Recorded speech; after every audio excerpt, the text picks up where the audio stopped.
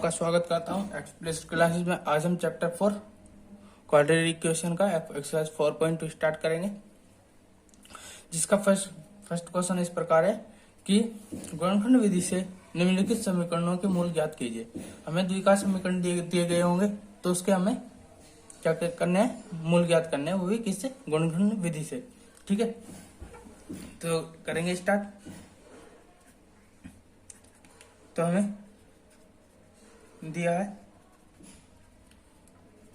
X square minus 3x minus 10 is equal to 0।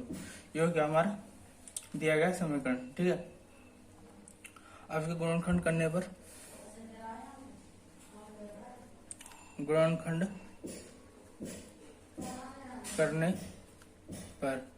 अब गुणनखंड कैसे करेंगे।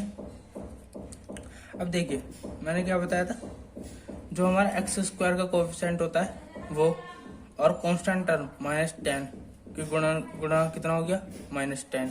अब ठीक है, हमें इसके ऐसे नंबर चाहिए, इसके ऐसे गुणनखंड करने हैं, जैसे दो पार्ट में इस प्रकार डिवाइड करना है कि गुणा करने पे तो 10 ही आए, ठीक है, माइनस के, और जोड़ने या घटाने पर माइनस का 3 आना चाहिए। ठीक है, अब देखिए, हम जानते हैं 2 पंजे 10 या 5 दूनी 10 ही होता है, या 10 एकम 10 होता है।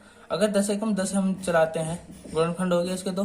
अगर 10 में से एक जोड़ेंगे तो 11 हो जाएगा, 10 में से एक घटाएंगे तो 9 हो जाएगा। ये तो हो नहीं सकता। ठीक है, हम लेंगे इसमें 5 दूनी 10। ठीक है, 5 और 2 7 हो जाएगा, पर हमें 7 नहीं घटाना है फिर। ठीक है ना, तो घटाने के लिए हम क्या करेंगे, हमें क्या चाहिए, माइनस का 3 चाहिए। अब 5 में से 2 गया, 3 होगा। ठीक है, अब माइनस का 3 कब आएगा, जब हमारा बड़ी संख्या जो होगी वो माइनस का होगा और छोटी संख्या हमारा प्लस का होगा, तो हमारा माइनस का 3 बनेगा। ठीक है, तो आइए करेंगे। माइनस के 5x plus 2x minus 10 is equal to 0। ठीक है, इसमें से x कॉमन लेंगे तो x माइनस 5 हो जाएगा, यहाँ से 2 कॉमन लेंगे तो ये होगा x, यहाँ x बचेगा, और 2 5 जा 10 तो हो जाएगा 5। तो अब यहाँ से क्या होगा, यहाँ से x माइनस 5 कॉमन लेंगे तो क्या बचेगा, x प्लस 2 इजकल टू 0। ठीक है, आइए ऐसा आगे करते हैं।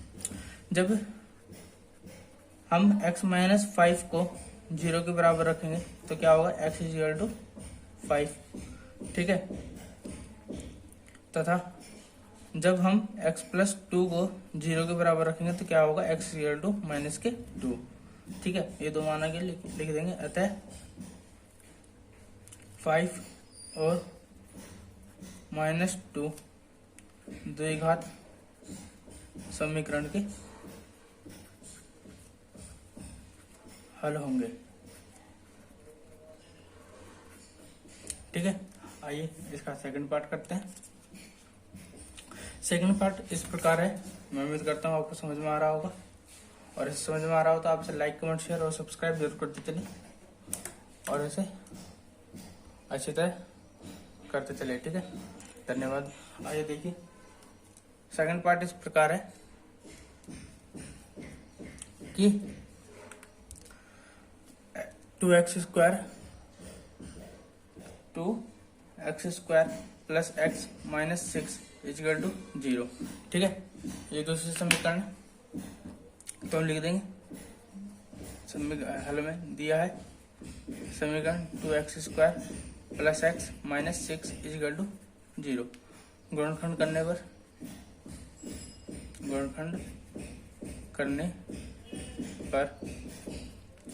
अब गुणनखंड कैसे करेंगे कि x स्क्वायर का कोएफिशिएंट 2, ठीक है, और x स्क्वायर का कोएफिशिएंट 2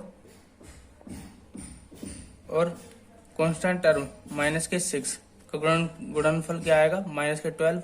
ठीक है, अब माइनस 12 के ऐसे गुणनखंड करने हैं कि गुणा करने पर तो माइनस के 12 आना चाहिए, अभी जोड़ने घटाने पर x का कोएफिशिएंट जो 1 है वो आना चाहिए। ठीक है, अब कैसे आएगा, अब देखिए 12 एकम 12 होता है, पर ये तो हो नहीं सकता क्योंकि 12 1 13, अब 12 में से 1 घटाएंगे तो 11, ये भी नहीं होगा।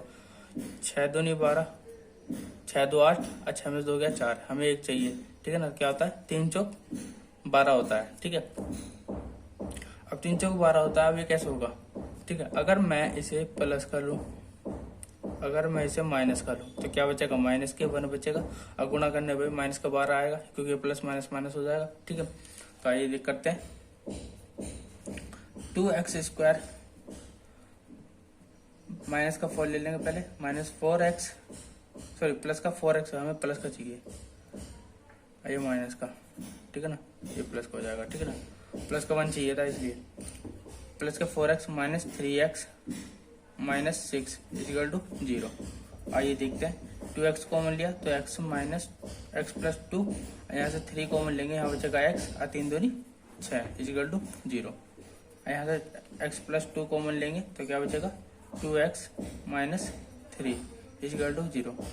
ठीक है, जब हमने x प्लस 2 को 0 के बराबर रखा तो क्या आएगा, x इजिकल टू माइनस के 2, तथा जब 2x माइनस 3 को 0 के बराबर रखा तो क्या बचेगा, 2x is equal to 3 and x is equal to 3/2। ठीक है, तो लिख देंगे अतः माइनस के 2 और 3/2 द्विघात समीकरण के हल होंगे। ठीक है, ये हमारा इसका सेकंड पार्ट हो गया। ठीक है, आइए इसका अगला पार्ट करेंगे जो बहुत अच्छी तरह आपको समझ में आ जाएगा। ठीक है, सेकंड पार्ट है हमारा इसका थर्ड पार्ट कि सीधा हल कर देता हूं मैं। ठीक है, दिया है हमें समीकरण, कौन सा समीकरण दिया गया, √2x² plus 7x plus 5 √2 is equal to 0, ये हमें समीकरण दिया गया है। ठीक है, अब इस समीकरण को हल कैसे करेंगे, थोड़ा टेढ़ा हो जा रहा है बार बार, सॉरी बच्चों। ठीक है, यह इस प्रकार होगा कि जब हम x² के कोफिशिएंट √2 और कांस्टेंट टर्म 5 √2 तो गुणनफल करेंगे तो क्या होगा, √2 2 हो जाएगा, और 5 तो हो जाएगा 5 दूनी 10। अब कैसे गुणनफल करने हैं, जो जोड़ने पर 7 आए। ठीक है, तो प्लस के ये सारे, तो 5 दूनी 10 होता है, अब 5 और 2 7 भी होता है। ठीक है, तो कर लेंगे √2x² plus 5x plus 2x plus 5 √2 equal to 0। ठीक है, अब देखिए यहाँ से दोनों में x कॉमन है तो अंदर क्या बचेगा, √2x प्लस 5। ठीक है, अब यहाँ से देखिए हमें क्या चाहिए, अंदर हमें यहाँ से कॉमन क्या है। अब देखिए मैं इस 2 को, इस वाले 2 को मैं ऐसे लिख सकता हूँ √2 गुणा √2। ठीक है, क्योंकि √2 इंटू √2 2 ही होता है। ठीक है, अब देखिए इसकी जगह मैं ये लिख दूंगा तो क्या हो जाएगा, अब यहाँ से क्या है, दोनों में देखिए इस पूरे दोनों में √2 कॉमन है, √2 कॉमन लिया, यहाँ से क्या बचा, √2x बचा अंदर प्लस 5 बचा इक्वल टू 0। ठीक है, अब देखिए यहाँ से क्या कॉमन आएगा, √2x प्लस 5 और ब्रैकेट बचेगा x प्लस √2 इक्वल टू 0। अब यहाँ से क्या होगा कि जब मैंने √2x प्लस 5 को 0 के बराबर रखा तो क्या आएगा, √2x इक्वल टू माइनस के 5 और x बराबर बचेगा हमारा, x बराबर बचेगा माइनस के 5 बटे √2, तथा जब हमने x प्लस √2 को 0 के बराबर रखा तो क्या आएगा, x बराबर माइनस के √2। ठीक है, तो हम लिख देंगे अतः माइनस के 5/√2 तथा माइनस के √2 द्विघात समीकरण के हल होंगे, समीकरण के हल होंगे। ठीक है, आइए इसका फोर्थ पार्ट करते हैं जो इस प्रकार होगा। फोर्थ पार्ट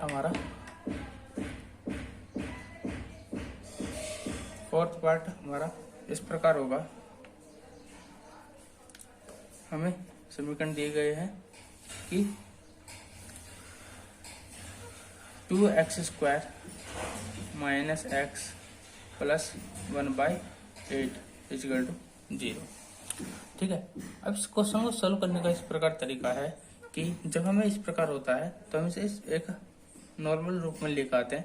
कैसे? इसका एलसीएम ले लिया, 8 आएगा, 8 दूनी 16x स्क्वायर हो जाएगा, ये हो जाएगा माइनस के 8x प्लस 1। ठीक है, ठीक है, ये हो जाएगा प्लस 1 इज इक्वल टू 0। अब देखिए क्या होगा कि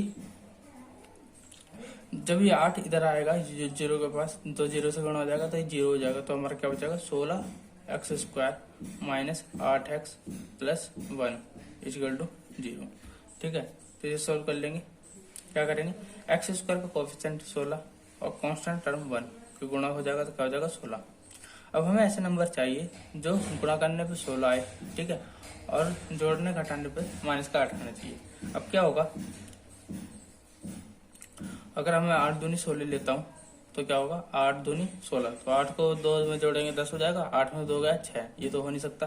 तो हम ले लेंगे 4 चौक 16, क्योंकि 4 चौक 16 भी होता है। अब माइनस माइनस ले लेंगे दोनों तो क्या हो जाएगा माइनस का 8 भी हो जाएगा। ठीक है, तो ले लेंगे 16x स्क्वायर माइनस के 4x minus 4x plus 1 is equal to 0। अब यहाँ से 4x को मिल लिया तो क्या अंदर बचेगा 4x और माइनस के 1, और यहाँ से माइनस के 1 को मिल लिया तो 4x माइनस 1 इजिकल टू 0। ठीक है, अब यहाँ से क्या बचा 4x माइनस 1 को मिल लिया तो यहाँ भी क्या बचेगा 4x माइनस 1 इजिकल टू 0।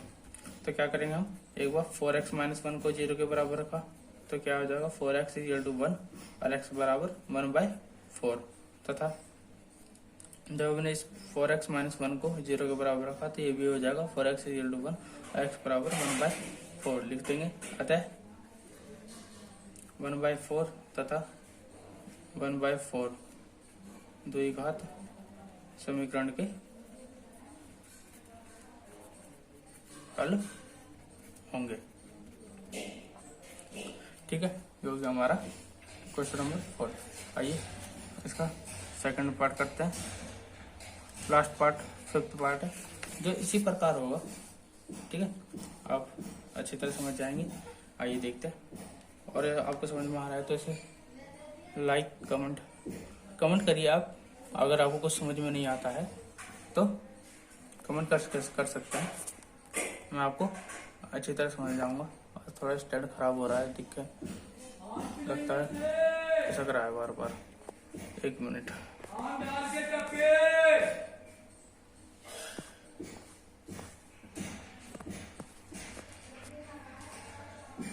ठीक है, लास्ट पार्ट है, कर लेते हैं।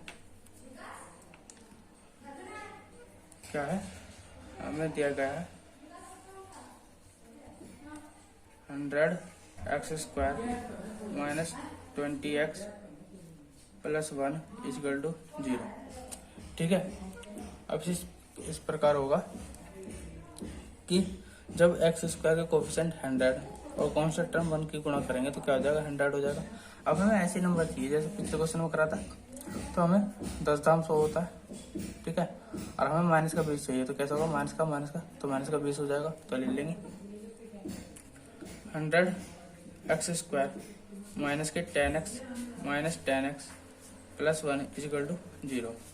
ठीक है, जब यहाँ से हमने 10x को मिल लिया तो क्या बचेगा 10x माइनस 1 और माइनस 1 को मिल लिया तो 10x माइनस 1 इजिकल टू 0। जब हम यहाँ से 10x माइनस 1 को मिल लेंगे तो क्या बचेगा 10x माइनस 1 बचेगा इजिकल टू 0। ठीक है, अब यहाँ से क्या करेंगे, जब हमने 10x माइनस 1 को 0 के बराबर रखा तो क्या बराबर हो जाएगा x बराबर 1/10 हो जाएगा, तथा जब हमने इस 10x माइनस 1 को 0 के बराबर रखा तो ये भी हो जाएगा x बराबर 1/10। तो लिख देंगे अतः 1/10 तथा 1/10 द्विघात समीकरण के हल होंगे। ठीक है, ये हमारा क्वेश्चन नंबर 1 बहुत अच्छी तरह हो गया है। ठीक है, मैं उम्मीद करता हूँ आपको समझ में आया होगा। अगर आपको समझ में आया तो इसे लाइक कमेंट शेयर और सब्सक्राइब जरूर करें। ठीक है, धन्यवाद।